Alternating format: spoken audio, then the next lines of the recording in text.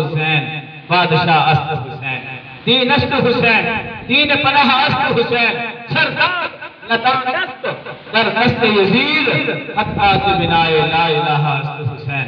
جس کا پیچھے اللہ والے نے ترجمہ کیا شاید کہتا ہے لا الہ تو پڑھ لیا اب لے مزہ تاثیر کا.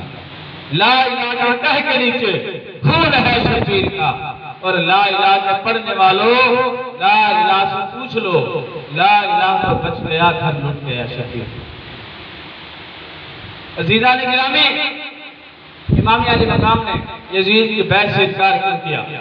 بس یہ آخری جملہ اور دل کے تختے پر ساری زندگی اس کو حفاظت کے ساتھ رکھتے ہیں. ہم یزید سے نفرت کرتے ہیں کیوں؟ کیونکہ اس نے اہل بیت نبوت کے ساتھ بہت ظلم کیا. لیکن امام نے جو نفرت کی وجہ ہماری ہے وہ وجہ امام علی مقام کی نہیں ہے.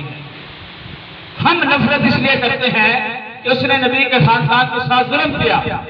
جو پاک بیویاں تھیں ان کو بیڑیاں بنا کر بیڑیاں پہنا کر قیدی بنایا اور مردوں کو اس نے شہید کرا دیا.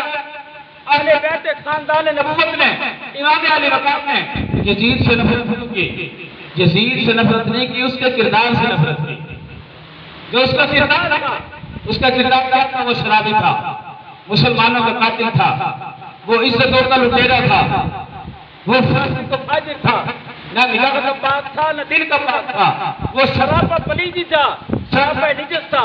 اس پلیدی کی وجہ سے آپ نے اسے ناپسند فرمایا. آج ہم جن کو چوائس کرتے ہیں جن کو ہم منتخب کرتے ہیں کیا ہم نے کبھی سوچا کہ جن کے اوپر ہم ٹھپا لگا رہے ہیں جن کو ہم ووٹ جیسے مقدس امانت دے رہے ہیں جن کو ہم منتخب کر رہے ہیں کیا ان کا تعلق بھی کسی اسی خاندان سے تو نہیں ان کے امانت ویسے تو نہیں؟ کیونکہ یزید کا جو تھا کردار پورا تھا. بات ہے یزید کے کردار کی. ہم نے دیکھا ہے کردار میں یزید بنتا ہے کردار میں حسین ابن علی بنتا ہے. عزیزان گرامی نفرت ضرور کریں یزید سے لیکن اس کے کردار سے نفرت کریں. آج وطن عزیز کی کیا حالت ہے؟ کون اس کا ذمہ دار ہے؟ روزانہ طفل تسلیاں دی جاتی ہیں روزانہ عوام الناس کے گلے پر چھری پھیری جاتی ہے.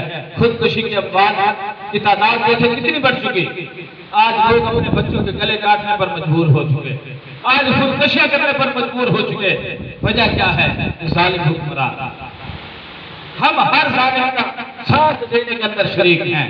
جب تک ہم اس کردار سے نفرت نہیں کریں گے جس کردار سے حسین ابن علی نے نفرت کی اس وقت تک یاد رکھیں ملک پاکستان کے اندر امن خوشحالی نہیں آئی. اللہ رب العزت محبت حسین کے ساتھ ہمیں سیرت حسین اپنانے کی توفیق عطا فرمائے. آخر کے اندر چند مسئلے سماعت فرما لیں.